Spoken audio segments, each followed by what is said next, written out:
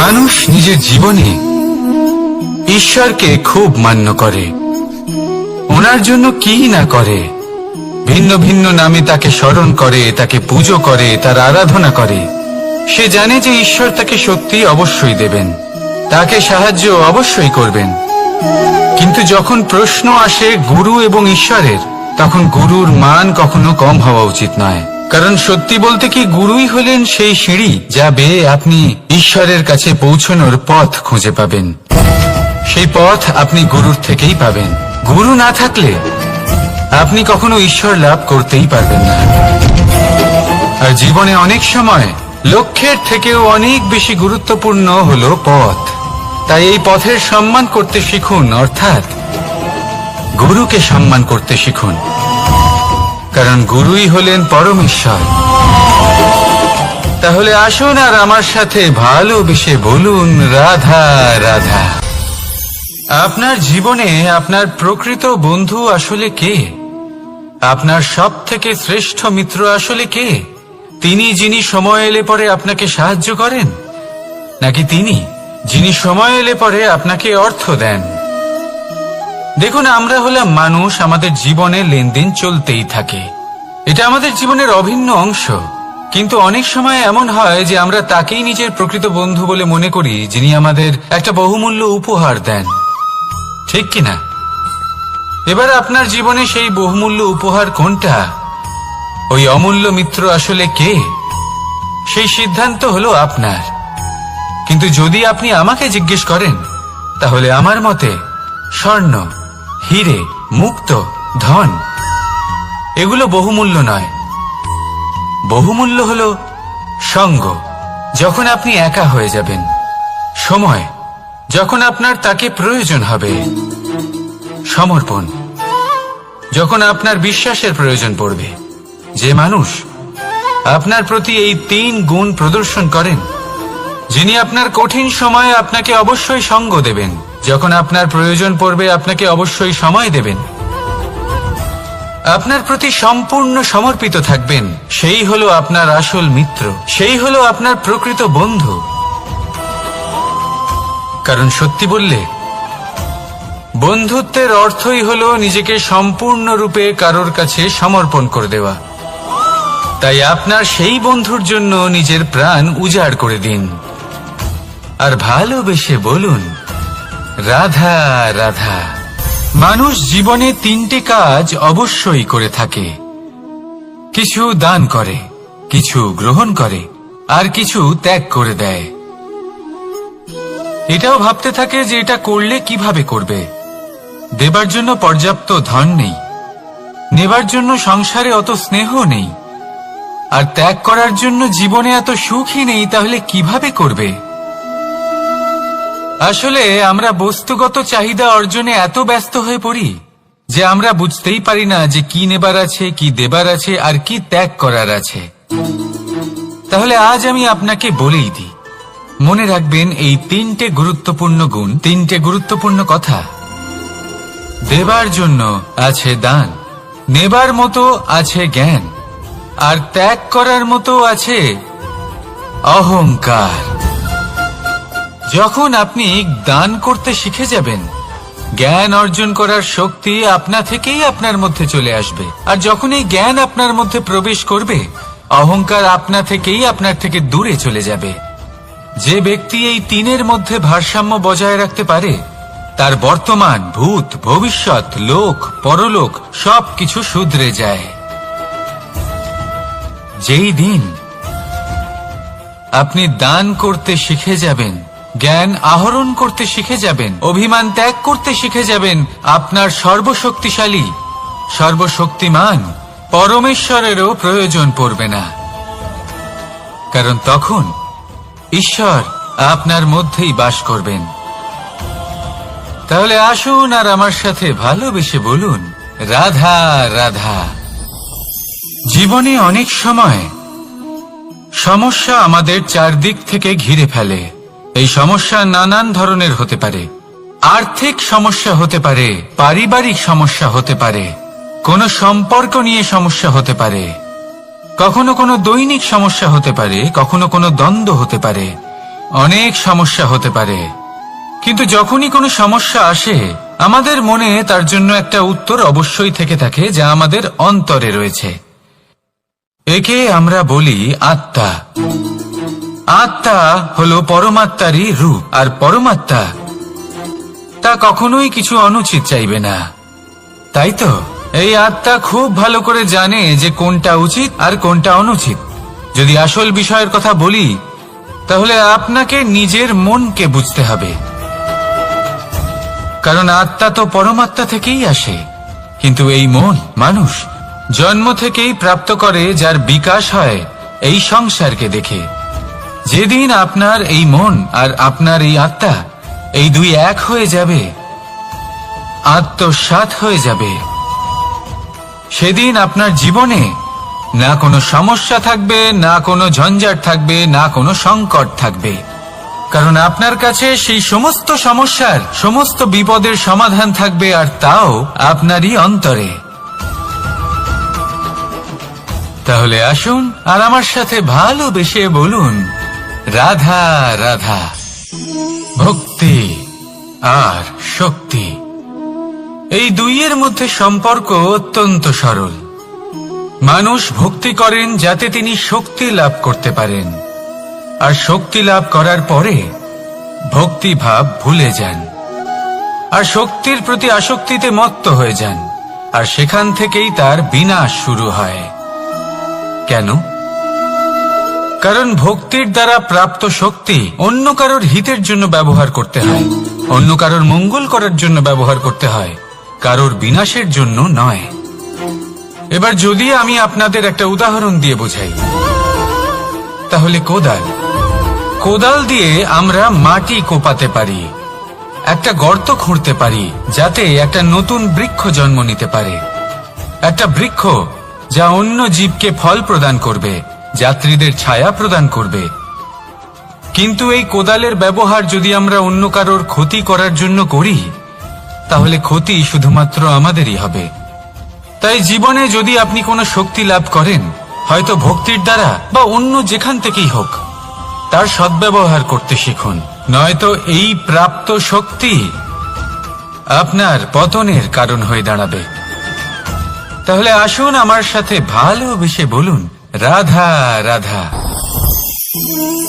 বরদান অত্যন্ত বিচিত্র এক বিষয়, কিন্তু দেখতে গেলে এই বরদান কি না করতে পারে। এক দরিদ্রকে রাজা বানিয়ে দিতে পারে, একজন দুর্বলকে এই সংসারের সব থেকে শক্তিশালী ব্যক্তি বানিয়ে দিতে পারে। কিন্তু আমরা ভুলে যাই এক অত্যন্ত গুরুত্বপূর্ণ কথা, বরদান এই শব্দের শেষে দান লুকিয়ে রয়েছে।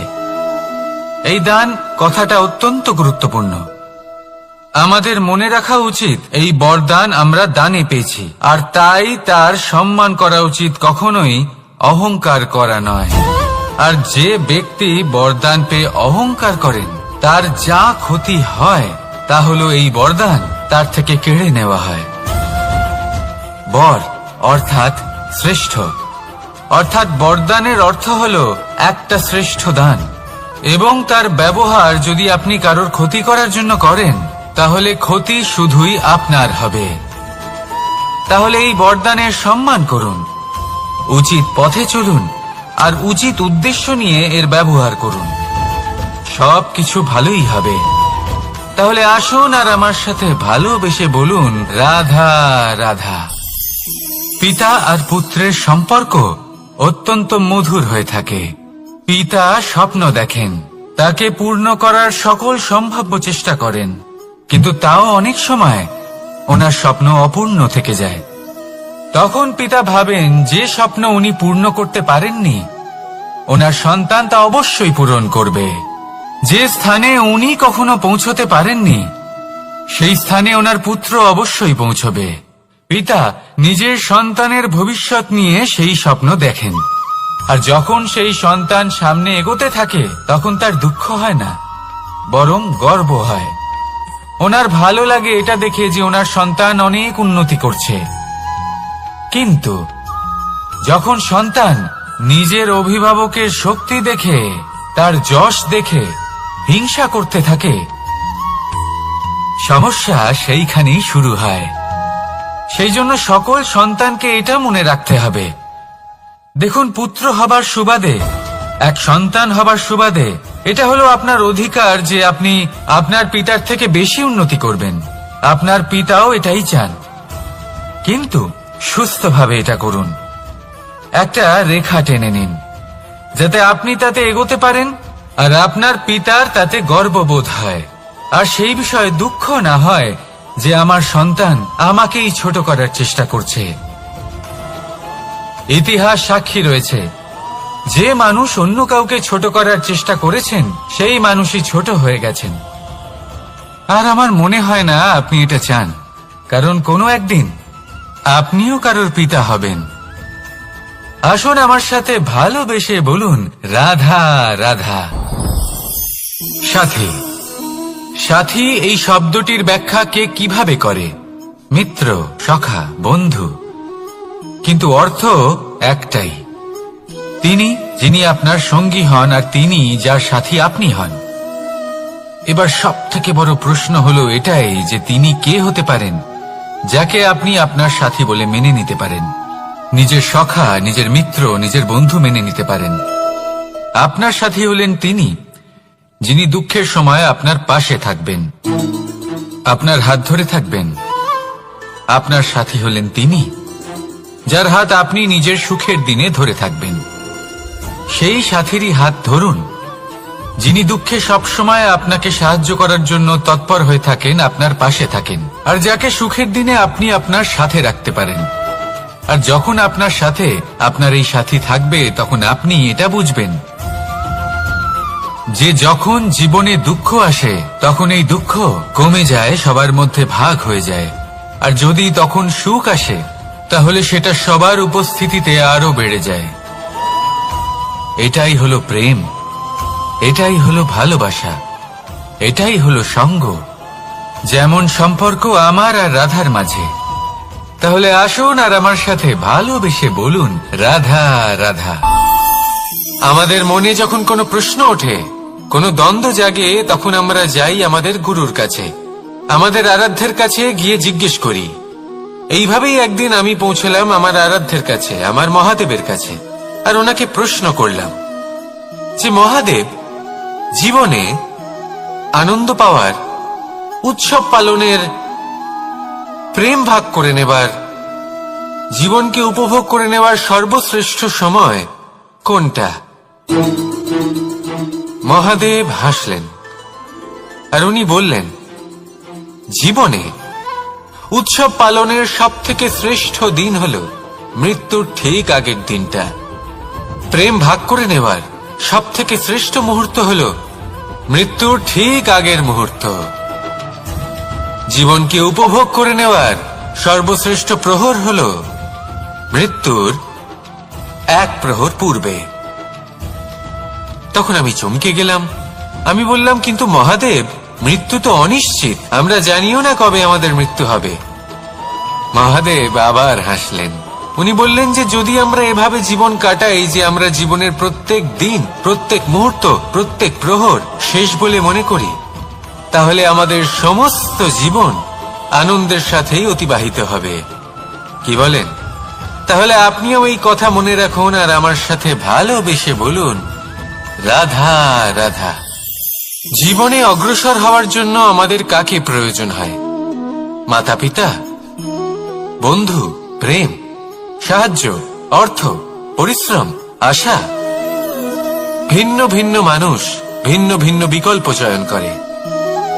যদি আমি আপনাকে বলি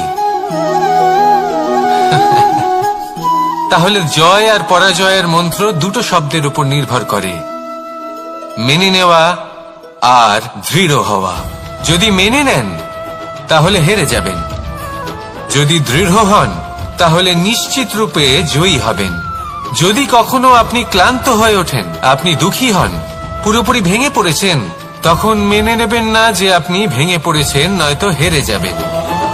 তখন উল্টে স্থির করবেন যে যাই হয়ে যাক না কেন আমি জয়ী হবই। আর আপনি দেখবেন যে জয় নিশ্চিত রূপে আপনার কাছেই আসবে। তাহলে এই কথা মনে রাখবেন আর আমার সাথে ভালোবেসে বলবেন, রাধা রাধা। সময়, জীবন, কাল। দেখতে গেলে এই তিনটি শব্দ একটি শব্দেরই সমার্থক শব্দ মনে হয়, কিন্তু এই শব্দগুলির অর্থ কি সমান? কখনোই নয়। হ্যাঁ, এই সময় চলতে থাকে, জীবন চলতে থাকে, কালচক্র চলতে থাকে। এই সময় কেটে যায়, কিন্তু এই জীবন একে যাপন করতে হয়। কি বলেন? এই জীবনে কিছু করুন বা কিছু না করুন, জীবন এমনি কেটে যাবে, আপনি জানতেও পারবেন না। কিন্তু সেটা আমাদের উদ্দেশ্য নয়, একে যাপন করতে হবে। এই জীবনে প্রেরণা পেতে শিখুন, প্রেরণা দিতে শিখুন, আহ্বান গ্রহণ করতে শিখুন, আহ্বান জানাতে শিখুন, মহান কাজ করতে শিখুন, ধন্যাত্মক বোধ জাগিয়ে তুলুন। জীবন অতিবাহিত করার অর্থ কি তা আপনি শিখে যাবেন। কারণ সময় কেটে যায়, সমস্ত যুগ কেটে যায়, কিন্তু জীবনের রীতি জীবন কাটিয়ে দেওয়া নয়, জীবন যাপন করা। এই জীবন সম্পূর্ণরূপে অনুভব করতে হবে, নতুন পথ বানাতে হবে। এবারে যদি এই জীবন বাঁচার সময় একবার ভেবে দেখুন, যদি মনে প্রেম থাকে, সদ্ভাবনা থাকে, তাহলে কি হবে? এই জীবনকে বাঁচার অনুভূতিটাই অন্যরকম হয়ে যাবে, একটা আনন্দময় অনুভূতি লাভ করবেন। তাহলে এটাই করুন, আর আমার সাথে ভালোবেসে বলুন, রাধা রাধা। আপনি কি কখনো কোনো জলের ধারা দেখেছেন? তার সামনে যতই মাটি থাকুক না কেন, যতই কাদা থাকুক না কেন, যখন এই জলের ধারা বইতে আরম্ভ করে দেয়, তখন এই কাদাকে নিজেই ধুয়ে নিয়ে যায়।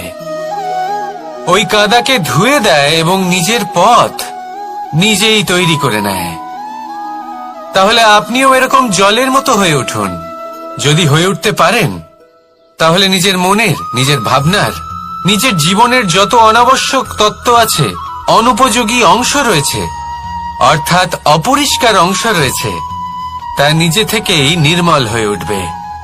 আর যেরকম জলের ধারা কখনো থেমে থাকে না, সব সময় বয়ে চলে, সেভাবে আপনিও কখনোই থামবেন না, সবসময় বয়ে চলুন, এগোতে থাকুন। পথে যদি অনেক বিপদ আসে, সমস্যা আসে, থামবেন না, তার উপর নিরন্তর প্রহার করুন, নিরন্তর প্রয়াস করুন, আর অগ্রসর হন। আপনি ভেবে দেখুন, এই জলের ধারা কখনো থেমে থাকে না, সবসময় বয়ে চলে, বিপদের সম্মুখীন হয়ে তাকে সাথে বয়ে নিয়ে চলে। সেই জন্য জলের ধারা, প্রবাহমান এই ধারা, এর থেকে কখনো দুর্গন্ধ আসে না, এতে কখনো ময়লা জমতে পারে না, বরং পালিত হয় সুন্দর প্রাণবন্ত জীবজন্তু, যেমন সুন্দর ছোট মাছ। তাই আপনিও এটাই করুন, কখনো থামবেন না, শুধু চলতে থাকুন, জলের ধারার মতো বইতে থাকুন। আপনি আপনার লক্ষ্য অবশ্যই খুঁজে পাবেন, আর তার সাথে নিজের অন্তরের যে মালিন্য রয়েছে, তা আপনি নিজেই নিজের থেকে দূরে করে দেবেন। তাহলে আসুন আর আমার সাথে ভালোবেসে বলুন, রাধা রাধা। এবার অনেক সময় মানুষের মনে এরকম প্রশ্ন আসে যে এই সংসারে সবথেকে বড় বিপদ কি? কেউ বলে ধর্ম সংকট, আবার কেউ বলে প্রাণের উপর আসা সংকট। প্রত্যেক মানুষের জীবনে বিভিন্ন সংকট আসে, আর এই সমস্ত সংকট অত্যন্ত বিচিত্র হতে পারে। এই সমস্ত সংসার হলো সংকট দ্বারা পরিপূর্ণ। ঠিক আছে, আপনাকে একটা উদাহরণ দিই। একজন ধনী ব্যক্তি, এবার ওনার জীবনে সংকট কি হতে পারে? সংকট এটাই যে কেউ তার সম্পত্তি চুরি না করে নেয়, আমরা বুঝতে পারছি। এবার একজন চোর, তার জীবনে সংকট কি হতে পারে? যে চুরি করার সময় সে যদি তার একটা কাশি চাপতে না পারে, তাহলে সে ধরা পড়ে যেতে পারে, ঠিক কিনা? আবার অনেক সময় এমনও হয় যে যার জন্য আমি সংকট, সেও আমার কাছে সংকট। যেমন এই পরিস্থিতিতে দেখুন, সংকট হলো সংকট, এ তো জীবনে থাকবে, কিন্তু এর সম্মুখীন কিভাবে হওয়া যায়? খুব সরল। সব এটার ওপর নির্ভর করে, মনের ওপর। এই মনকে নিয়ন্ত্রণ করলে সব ঠিক থাকবে।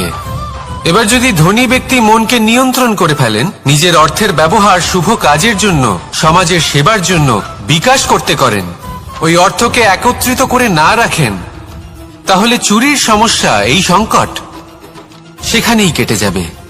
এবার যদি কথা বলি সেই চোরের, তাহলে চোর যদি নিজের মনকে সংযত করে নেয়, যদি নিজের কর্মকে নিয়ন্ত্রণ করতে পারে, তাহলে এমন কোনো স্বর নেই, এমন কোনো স্বর নেই যা ওকে ধরা পড়তে বাধ্য করবে। সেই জন্য জীবনে সংকট যতই আসুক, যত বড়ই সংকট আসুক না কেন, কবচ হলো একটাই, আর এই কবচের নাম হলো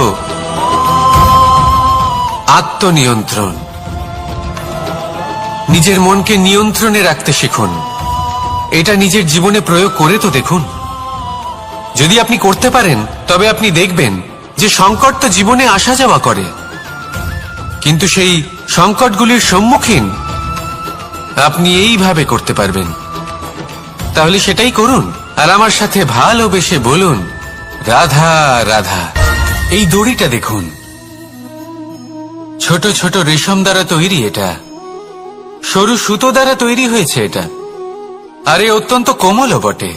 আর আপনি চাইলে এটা সোজাও করে দিতে পারেন, আর চাইলে এটা বেঁকিয়েও দিতে পারেন, আর যদি চান তাহলে এটা গোল গোল করে বেঁধে কোথাও রেখেও দিতে পারেন। এবার এই কোমল দড়ি যদি কোনো নিষ্ঠুর কঠিন পাথরে বারংবার জড়িয়ে দেওয়া হয়, তাহলেও তাকেও কাটতে পারে, নিজের ছাপ ছেড়ে যেতে পারে, সেটার আকারও বদলে ফেলতে পারে। এবার এর কারণ কি? এর কারণ হলো অভ্যাস আর নিরন্তর প্রচেষ্টা। যদি আপনিও চেষ্টা করেন আর নিরন্তর কর্ম করে যান, তাহলে আপনার প্রারব্ধ পাথরের মতো কঠিনই হোক না কেন, তাতে ভাঙন ধরিয়েও আপনি নিজের লক্ষ্যে অবশ্যই পৌঁছতে পারবেন। একটা গুরুত্বপূর্ণ কথা মনে রাখবেন, সুকর্মের অভ্যাস আর নিরন্তর প্রয়াস, এই হলো সাফল্যের মন্ত্র। তাহলে জীবনে এই মন্ত্র আনুন, আর আমার সাথে ভালোবেসে বলুন, রাধা রাধা। বসন্ত ঋতু, এই সময় মন আনন্দে ভরে থাকে। এমন মনে হয় যেন আমরা আকাশে বিচরণ করতে চলে যাই, কিন্তু সেটা তো সম্ভব নয়। সেই জন্য হয়তো আমরা ঘুড়ি ওড়াই, এই ঘুড়িকে নিজেদের প্রতিরূপ মনে করে। এবার অনেক মানুষ আছেন যারা ঘুড়ি ওড়ান, কিন্তু এই কর্মের সারমর্ম কি সেটা কজন বুঝতে পারেন? আপনি এটা মনে করুন যে আপনি হলেন সেই ঘুড়ি, আর এই সুতো যিনি ধরে রয়েছেন তিনি হলেন পরমাত্মা। আর এই সুতো যেখান থেকে শুরু হয়, সেই লাটাই হলো আমাদের কর্মচক্র। এবার আপনি নিজেই অনুমান করুন যে এই উড়ান কার ওপর নির্ভরশীল, পরমাত্মার ওপর আর আপনার কর্মের ওপর। যদি পরমাত্মা আপনার হাত ধরে থাকেন, আপনার সাথে থাকেন, যদি আপনি শুভ কর্ম করতে থাকেন, আপনি এই আকাশে উড়তে থাকবেন। কিন্তু কোথাও কোথাও যদি পরমাত্মার সাথে এই বন্ধন ছিন্ন হয়, আপনার কর্মচক্র খারাপ হয়ে যায় বা থেমে যায়, তাহলে আপনার এই ঘুড়ি কেটে যাবে আর দূরে কোনো গাছের ডালে গিয়ে আটকে যাবে। তাই শুধুমাত্র ঘুড়ি ওড়াবেন না, তার থেকে শিখুন, পরমাত্মার সাহচর্যে থাকুন, সবসময় শুভ কর্ম করতে থাকুন, আর সবসময় এই আকাশে উড়তে থাকুন। আসুন আর আমার সাথে ভালোবেসে বলুন, রাধা। কথায় আছে যে দৃষ্টি অত্যন্ত কঠোর হয়, অত্যন্ত শক্তিশালীও হয়। কথায় আছে যে কারোর উপর যদি কুদৃষ্টি পড়ে, তাহলে তার বিনাশ কেউ আটকাতে পারে না। এই যে কুদৃষ্টি, এর উপাচারও আমাদের কাছে রয়েছে। যখন আমরা বাড়ি নির্মাণ করি, তখন একটা কালো মুখোশ লাগাই, যাকে রক্ষা কবচ মনে করা হয়, কুদৃষ্টি থেকে বাঁচার জন্য। যখনই কোনো বাচ্চা বাইরে যায়, তখন তার মাথায় আমরা একটা কাজলের টিপ পরিয়ে দিই, কুদৃষ্টি থেকে বাঁচার জন্য। অর্থাৎ এই সংসারে কুদৃষ্টি থেকে বাঁচার উপাচার রয়েছে। উপাচার যদি কিছু না থেকে থাকে তাহলে তা হলো দৃষ্টিভঙ্গির। যদি আপনার দৃষ্টিভঙ্গি অনুচিত হয় তাহলে আপনার পতন কেউ আটকাতে পারবে না। না পারবে কালো মুখোশ, না কালো টিপ, না স্বয়ং ঈশ্বর। সেই জন্য নিজের দৃষ্টিভঙ্গি শুভ করে তুলুন, সবকিছু শুভই হবে। আসুন আমার সাথে ভালোবেসে বলুন, রাধা রাধা। মানুষ নিজের জীবনে ঈশ্বরকে খুব মান্য করে, ওনার জন্য কি না করে। ভিন্ন ভিন্ন নামে তাকে স্মরণ করে, তাকে পুজো করে, তার আরাধনা করে। সে জানে যে ঈশ্বর তাকে শক্তি অবশ্যই দেবেন, তাকে সাহায্য অবশ্যই করবেন। কিন্তু যখন প্রশ্ন আসে গুরু এবং ঈশ্বরের, তখন গুরুর মান কখনো কম হওয়া উচিত নয়। কারণ সত্যি বলতে কি, গুরুই হলেন সেই সিঁড়ি যা বেয়ে আপনি ঈশ্বরের কাছে পৌঁছানোর পথ খুঁজে পাবেন। সেই পথ আপনি গুরুর থেকেই পাবেন। গুরু না থাকলে আপনি কখনো ঈশ্বর লাভ করতেই পারবেন না। আর জীবনে অনেক সময় লক্ষ্যের থেকেও অনেক বেশি গুরুত্বপূর্ণ হলো পথ। তাই এই পথের সম্মান করতে শিখুন, অর্থাৎ গুরুকে সম্মান করতে শিখুন। কারণ গুরুই হলেন পরমেশ্বর। তাহলে আসুন আর আমার সাথে ভালোবেসে বলুন, রাধা রাধা। আপনার জীবনে আপনার প্রকৃত বন্ধু আসলে কে? আপনার সব থেকে শ্রেষ্ঠ মিত্র আসলে কে? তিনি যিনি সময় এলে পরে আপনাকে সাহায্য করেন, নাকি তিনি যিনি সময় এলে পরে আপনাকে অর্থ দেন?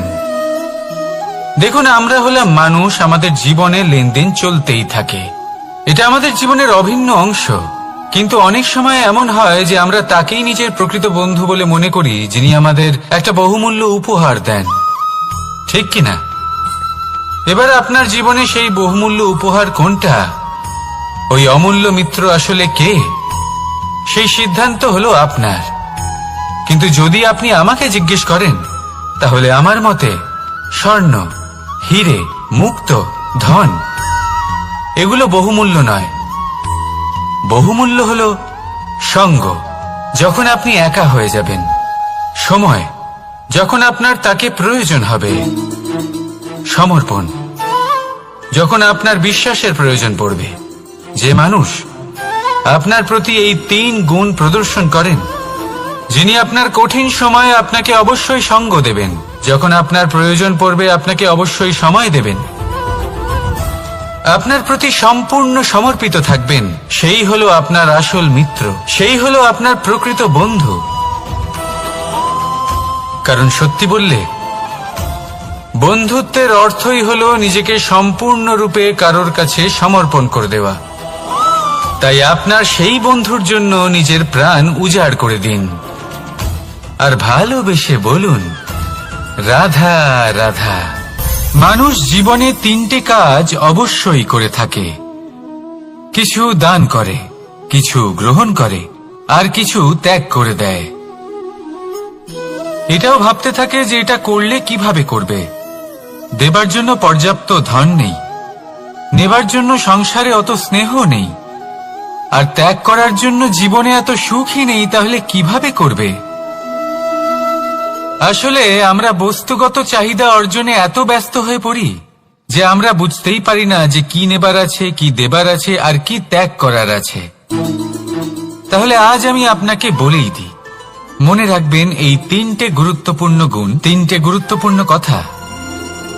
দেবার জন্য আছে দান, নেবার মতো আছে জ্ঞান, আর ত্যাগ করার মতো আছে অহংকার। যখন আপনি দান করতে শিখে যাবেন, জ্ঞান অর্জন করার শক্তি আপনা থেকেই আপনার মধ্যে চলে আসবে। আর যখন এই জ্ঞান আপনার মধ্যে প্রবেশ করবে, অহংকার আপনা থেকেই আপনার থেকে দূরে চলে যাবে। যে ব্যক্তি এই 3-এর মধ্যে ভারসাম্য বজায় রাখতে পারে, তার বর্তমান, ভূত, ভবিষ্যৎ, লোক, পরলোক সবকিছু শুধরে যায়। যেই দিন আপনি দান করতে শিখে যাবেন, জ্ঞান আহরণ করতে শিখে যাবেন, অভিমান ত্যাগ করতে শিখে যাবেন, আপনার সর্বশক্তিশালী, সর্বশক্তিমান পরমেশ্বরেরও প্রয়োজন পড়বে না। কারণ তখন ঈশ্বর আপনার মধ্যেই বাস করবেন। তাহলে আসুন আর আমার সাথে ভালোবেসে বলুন, রাধা রাধা। জীবনে অনেক সময় সমস্যা আমাদের চারদিক থেকে ঘিরে ফেলে। এই সমস্যা নানান ধরনের হতে পারে। আর্থিক সমস্যা হতে পারে, পারিবারিক সমস্যা হতে পারে, কোনো সম্পর্ক নিয়ে সমস্যা হতে পারে, কখনো কোনো দৈনিক সমস্যা হতে পারে, কখনো কোনো দ্বন্দ্ব হতে পারে, অনেক সমস্যা হতে পারে। কিন্তু যখনই কোনো সমস্যা আসে, আমাদের মনে তার জন্য একটা উত্তর অবশ্যই থেকে থাকে, যা আমাদের অন্তরে রয়েছে। একে আমরা বলি আত্মা। আত্মা হলো পরমাত্মারই রূপ, আর পরমাত্মা তা কখনোই কিছু অনুচিত চাইবে না, তাই তো? এই আত্মা খুব ভালো করে জানে যে কোনটা উচিত আর কোনটা অনুচিত। যদি আসল বিষয়ের কথা বলি, তাহলে আপনাকে নিজের মনকে বুঝতে হবে, কারণ আত্মা তো পরমাত্মা থেকেই আসে। কিন্তু এই মন মানুষ জন্ম থেকেই প্রাপ্ত করে, যার বিকাশ হয় এই সংসারকে দেখে। যেদিন আপনার এই মন আর আপনার এই আত্মা এই দুই এক হয়ে যাবে, আত্মসাৎ হয়ে যাবে, সেদিন আপনার জীবনে না কোনো সমস্যা থাকবে, না কোনো ঝঞ্ঝাট থাকবে, না কোনো সংকট থাকবে। কারণ আপনার কাছে সেই সমস্ত সমস্যার, সমস্ত বিপদের সমাধান থাকবে, আর তাও আপনারই অন্তরে। তাহলে আসুন আর আমার সাথে ভালোবেসে বলুন, রাধা রাধা। ভক্তি আর শক্তি, এই দুইয়ের মধ্যে সম্পর্ক অত্যন্ত সরল। মানুষ ভক্তি করেন যাতে তিনি শক্তি লাভ করতে পারেন, আর শক্তি লাভ করার পরে ভক্তি ভাব ভুলে যান, আর শক্তির প্রতি আসক্তিতে মত্ত হয়ে যান, আর সেখান থেকেই তার বিনাশ শুরু হয়। কেন? কারণ ভক্তির দ্বারা প্রাপ্ত শক্তি অন্য কারোর হিতের জন্য ব্যবহার করতে হয়, অন্য কারোর মঙ্গল করার জন্য ব্যবহার করতে হয়, কারোর বিনাশের জন্য নয়। এবার যদি আমি আপনাদের একটা উদাহরণ দিয়ে বোঝাই, তাহলে কোদাল দিয়ে আমরা মাটি কোপাতে পারি, একটা গর্ত খুঁড়তে পারি, যাতে একটা নতুন বৃক্ষ জন্ম নিতে পারে। একটা বৃক্ষ যা অন্য জীবকে ফল প্রদান করবে, যাত্রীদের ছায়া প্রদান করবে। কিন্তু এই কোদালের ব্যবহার যদি আমরা অন্য কারোর ক্ষতি করার জন্য করি, তাহলে ক্ষতি শুধুমাত্র আমাদেরই হবে। তাই জীবনে যদি আপনি কোনো শক্তি লাভ করেন, হয়তো ভক্তির দ্বারা বা অন্য যেখান থেকেই হোক, তার সদ্ব্যবহার করতে শিখুন, নয়তো এই প্রাপ্ত শক্তি আপনার পতনের কারণ হয়ে দাঁড়াবে। তাহলে আসুন আমার সাথে ভালোবেসে বলুন, রাধা রাধা। বরদান অত্যন্ত বিচিত্র এক বিষয়, কিন্তু দেখতে গেলে এই বরদান কি না করতে পারে। এক দরিদ্রকে রাজা বানিয়ে দিতে পারে, একজন দুর্বলকে এই সংসারের সব থেকে শক্তিশালী ব্যক্তি বানিয়ে দিতে পারে। কিন্তু আমরা ভুলে যাই এক অত্যন্ত গুরুত্বপূর্ণ কথা। বরদান এই শব্দের শেষে দান লুকিয়ে রয়েছে। এই দান কথাটা অত্যন্ত গুরুত্বপূর্ণ। আমাদের মনে রাখা উচিত এই বরদান আমরা দানে পেয়েছি, আর তাই তার সম্মান করা উচিত, কখনোই অহংকার করা নয়। আর যে ব্যক্তি বরদান পেয়ে অহংকার করেন, তার যা ক্ষতি হয় তা হলো এই বরদান তার থেকে কেড়ে নেওয়া হয়। বর অর্থাৎ শ্রেষ্ঠ, অর্থাৎ বরদানের অর্থ হলো একটা শ্রেষ্ঠ দান, এবং তার ব্যবহার যদি আপনি কারোর ক্ষতি করার জন্য করেন, তাহলে ক্ষতি শুধুই আপনার হবে। তাহলে এই বরদানের সম্মান করুন, উচিত পথে চলুন, আর উচিত উদ্দেশ্য নিয়ে এর ব্যবহার করুন, সবকিছু ভালোই হবে। তাহলে আসুন আর আমার সাথে ভালোবেসে বলুন, রাধা রাধা। পিতা আর পুত্রের সম্পর্ক অত্যন্ত মধুর হয়ে থাকে। পিতা স্বপ্ন দেখেন, তাকে পূর্ণ করার সকল সম্ভাব্য চেষ্টা করেন, কিন্তু তাও অনেক সময় ওনার স্বপ্ন অপূর্ণ থেকে যায়। তখন পিতা ভাবেন যে স্বপ্ন উনি পূর্ণ করতে পারেননি, ওনার সন্তান তা অবশ্যই পূরণ করবে। যে স্থানে উনি কখনো পৌঁছতে পারেননি, সেই স্থানে ওনার পুত্র অবশ্যই পৌঁছবে। পিতা নিজের সন্তানের ভবিষ্যৎ নিয়ে সেই স্বপ্ন দেখেন, আর যখন সেই সন্তান সামনে এগোতে থাকে তখন তার দুঃখ হয় না, বরং গর্ব হয়। ওনার ভালো লাগে এটা দেখে যে ওনার সন্তান অনেক উন্নতি করছে।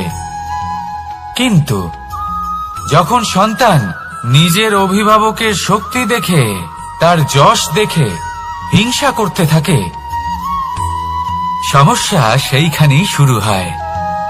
সেই জন্য সকল সন্তানকে এটা মনে রাখতে হবে, দেখুন, পুত্র হবার সুবাদে, এক সন্তান হবার সুবাদে এটা হলো আপনার অধিকার যে আপনি আপনার পিতার থেকে বেশি উন্নতি করবেন। আপনার পিতাও এটাই চান, কিন্তু সুস্থভাবে এটা করুন। একটা রেখা টেনে নিন যাতে আপনি তাতে এগোতে পারেন আর আপনার পিতার তাতে গর্ববোধ হয়, আর সেই বিষয়ে দুঃখ না হয় যে আমার সন্তান আমাকেই ছোট করার চেষ্টা করছে। ইতিহাস সাক্ষী রয়েছে, যে মানুষ অন্য কাউকে ছোট করার চেষ্টা করেছেন সেই মানুষই ছোট হয়ে গেছেন।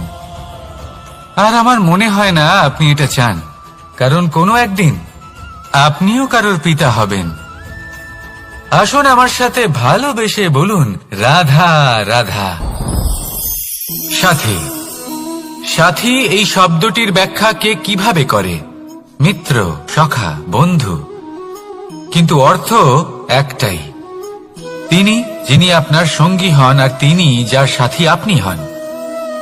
এবার সব থেকে বড় প্রশ্ন হলো এটাই যে তিনি কে হতে পারেন যাকে আপনি আপনার সাথী বলে মেনে নিতে পারেন, নিজের সখা, নিজের মিত্র, নিজের বন্ধু মেনে নিতে পারেন। আপনার সাথী হলেন তিনি যিনি দুঃখের সময় আপনার পাশে থাকবেন, আপনার হাত ধরে থাকবেন। আপনার সাথী হলেন তিনি যার হাত আপনি নিজের সুখের দিনে ধরে থাকবেন। সেই সাথীরই হাত ধরুন যিনি দুঃখে সবসময় আপনাকে সাহায্য করার জন্য তৎপর হয়ে থাকেন, আপনার পাশে থাকেন, আর যাকে সুখের দিনে আপনি আপনার সাথে রাখতে পারেন। আর যখন আপনার সাথে আপনার এই সাথী থাকবে তখন আপনি এটা বুঝবেন যে যখন জীবনে দুঃখ আসে তখন এই দুঃখ কমে যায়, সবার মধ্যে ভাগ হয়ে যায়। আর যদি তখন সুখ আসে তাহলে সেটা সবার উপস্থিতিতে আরো বেড়ে যায়। এটাই হলো প্রেম, এটাই হলো ভালোবাসা, এটাই হলো সঙ্গ, যেমন সম্পর্ক আমার আর রাধার মাঝে। তাহলে আসুন আর আমার সাথে ভালোবেসে বলুন, রাধা রাধা। আমাদের মনে যখন কোনো প্রশ্ন ওঠে, কোনো দ্বন্দ্ব জাগে, তখন আমরা যাই আমাদের গুরুর কাছে, আমাদের আরাধ্যের কাছে গিয়ে জিজ্ঞেস করি। এইভাবেই একদিন আমি পৌঁছলাম আমার আরাধ্যের কাছে, আমার মহাদেবের কাছে, আর ওনাকে প্রশ্ন করলাম যে মহাদেব, জীবনে আনন্দ পাওয়ার, উৎসব পালনের, প্রেম ভাগ করে নেবার, জীবনকে উপভোগ করে নেওয়ার সর্বশ্রেষ্ঠ সময় কোনটা? মহাদেব হাসলেন আর উনি বললেন, জীবনে উৎসব পালনের সব থেকে শ্রেষ্ঠ দিন হলো মৃত্যুর ঠিক আগের দিনটা। প্রেম ভাগ করে নেওয়ার সব থেকে শ্রেষ্ঠ মুহূর্ত হলো মৃত্যুর ঠিক আগের মুহূর্ত।